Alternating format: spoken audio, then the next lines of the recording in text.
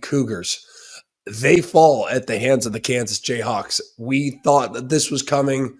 This was one of our upset picks of the weekend. I just had a feeling that BYU, after playing with fire for so many weeks, had a feeling like this thing was going to come back to earth, and it did in a big way on Saturday. Their offense, they just had a couple of really pivotal mistakes. 2 turnovers, a fumble, and an interception, but a couple of just very critical mistakes. They weren't good on third down. They were 3 for 10. They were able to move the ball a lot, but just didn't have enough to show for it. They outgained Kansas by more than 100 yards. But Kansas and Jalen Daniels had a couple of big plays in the game, a catch and run or two, a couple of moments in which you thought, all right, this thing could slip away. But BYU and this team was just too close. They were going to get burned at some point. They were playing too much to the level of the competition, and usually they're able to survive. But Kansas puts a touchdown in the end zone there in the fourth quarter, and that was ultimately the difference. I look at this BYU team, still have a ton of respect for them. Doesn't change my opinion on who they are or what they can be. But I do think that this was an opportunity to kind of reset. And they could still get to the college football playoff. They got to win the Big 12, but that always kind of went without saying. Them in Colorado, if they take care of business down the stretch, they'll be in a really good spot. But BYU is now going to be heading to Arizona State next week. So it does not get any easier because Arizona State, and we'll talk about them in a moment, they just knocked off Kansas State on the road in Manhattan, and Arizona State is probably one of the quietest 8-2s in the country. So BYU, this was not unexpected. This was not a surprise, but this now is putting your back against the wall because you run the risk in the event in which you lose on the road at an 8-2 Arizona State team next week, where you are not in control of your own destiny. It goes on the road to Kansas State. This was one of the more surprising outcomes to me of the entire day.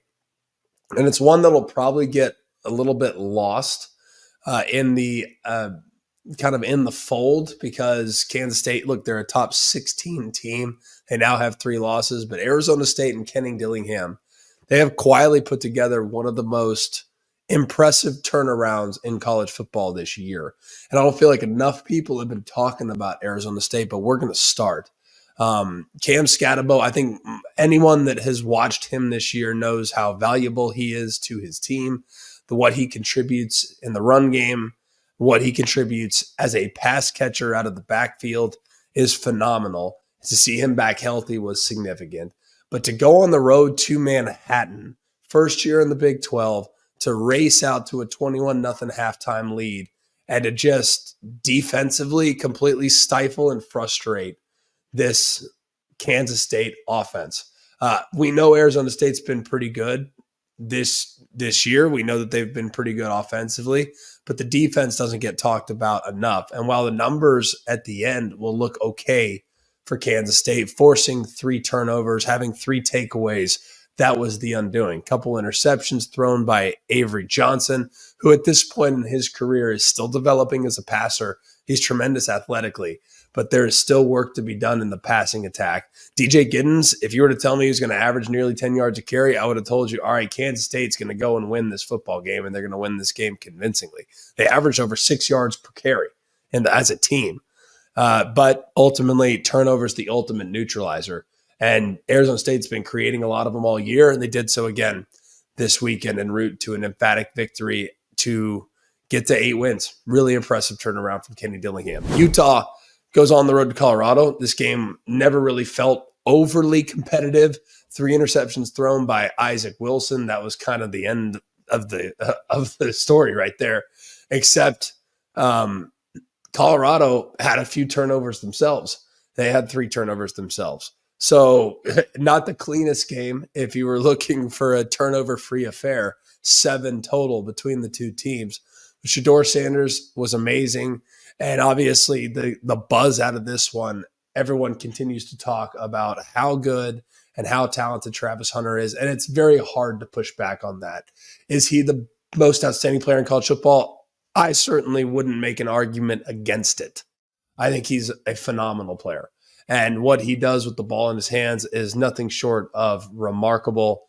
Had that, it ended up being like a 5-yard play, but he had to have run, gosh, 40 yards to gain 5. Really impressive there. He is just an electric player. So electric. He did have the defensive play that was kind of things bounce and they kind of bounce right into his hands. Had the interception and it was defended really over the top and it gets deflected, but he was there. And he just always is seemingly around the football. So just another very impressive performance from him. I think that he'll be in New York at the very minimum. And it would not surprise me if the award were handed out today, if he actually. Honestly, that was able to really put Utah away. First players, just look, BYU had lived dangerously last week against Utah, Kansas. I know they're struggling, but they've taken down 2 Big 12 favorites 2 weeks in a row, Iowa State and BYU. So cheers to Kansas for ruining everybody's season. So yeah, a little disheveled this morning. The Bloody Mary was at the right place at the right time. And you guys know me well enough by now here on Sunday Bloody Sunday, where I like to cheers. It's where we sit. It's where we regroup. It's where we celebrate a day that was college football. And you also know when given the opportunity, I start off by bragging on my alma mater when there's a reason to brag about my alma mater. I want you to let this sink in really quick. And this is a big picture conversation for me to eventually bring it back to Arizona State. Preseason media polls are absolute garbage, trash. No, I feel like there's zero research put into it whatsoever. None. It's like, oh, let's look at last year's team, not do any research on who's coming back or who's leaving, and just rank them and predict them based on last year's bona fides. So when you look at the Big 12 in the preseason media poll, let me go national real quick before I go hyper-local on this one. Nationally, people sat there and tried to convince the people, the media tried to convince the people in the AP preseason poll that Florida State and Michigan were top 10 teams in the country. Florida State and Michigan. They didn't think to look at Michigan's roster before kick and realize that the star quarterback, NFL, the star running back, NFL, most of the offensive line, NFL, handful of guys on defense, NFL. Oh, by the way, the coach that built it into a national power, NFL, and took half the damn coaching staff with him. But because it was Michigan and they're defending national champions, rather than objectively look at them instead of the logo and last year's team, top 10 team. Hell, they may have been top 5. I don't remember where they were. Florida State, they said, you know what? Rank them top 10. They didn't think that Jordan Travis was gone. They didn't think that Keon Coleman was gone. They didn't think that a lot of those star players on defense were. They didn't look at any of that. Johnny Wilson, there's a lot of talent from that team gone, NFL. Oh, this next portal class will do it. Rank them. Making the preseason ACC favorite. Utah, make them the preseason Big 12 favorite. Oklahoma State, make them the preseason Big 12 favorite. Kansas State, make them the Big 12 preseason favorite. Did we look? We didn't. Let's make Arizona State 16 out of 16 in the Big 12. Just blanket. Herm Edwards left the program for dead. And then Kenny Dillingham comes in, has a struggle his first year because he's trying to clean up the mess. 16 out of 16. Colorado not getting much love. In fact, there was a poll that I read the other day, a preseason poll from another media site, that in the Big 12 had Deion Sanders ranked as the 15th best coach in the conference and Kenny Dillingham the 16th best coach in the Big 12 conference. As we sit here this morning, November 17th, heading into week 13, if Colorado and Arizona State win out, they are playing for a Big 12 championship. Simple as that. Colorado wins out, they're in. ASU wins out, they're in. Cheers to the Sun Devils, whose program was flatlined 2 years ago, 8-2, and winning out. They control their own destiny to the college football playoff. And that's what makes this sport so great. There was no reason whatsoever. And look, I'm being a little bit bullish on it this morning. I didn't think. People ask me, I said like 7-5 at best for Arizona State. We'll see what happens. But that's the beauty of the sport. You can expect the unexpected. You can go across the board. I can sit here keeping it Big 12 and tell you Kansas, cheers to Rock Chalk Jayhawk. They continue to play good football towards the end of the season, and they're shocking people. I could sit here and tell you Army, cheers on a bye week, getting ready for Notre Dame. That's what makes college football great. Yeah, the powers are going to be there. They always are. Georgia resuscitated their season with 2 losses. The SEC is absolutely crazy right now with all these 2-loss teams. You're going to have another with Texas A&M and Texas playing each other in the final week. What's going to happen there? We don't know. Another great example. Look at the preseason media poll. I'd have to find it. Where was Indiana ranked in the Big Ten? Where were they ranked? Preseason? I'd bet dead last, close to dead last. Right around there with Purdue.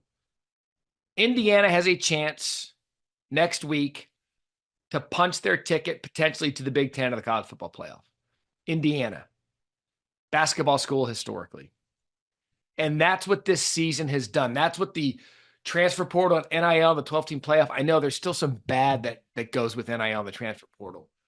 You know, prime example, Thomas Castellanos, BC. He gets benched, transfers, he's out right in the middle of the season or towards the end of the season. But that's what makes the sport great.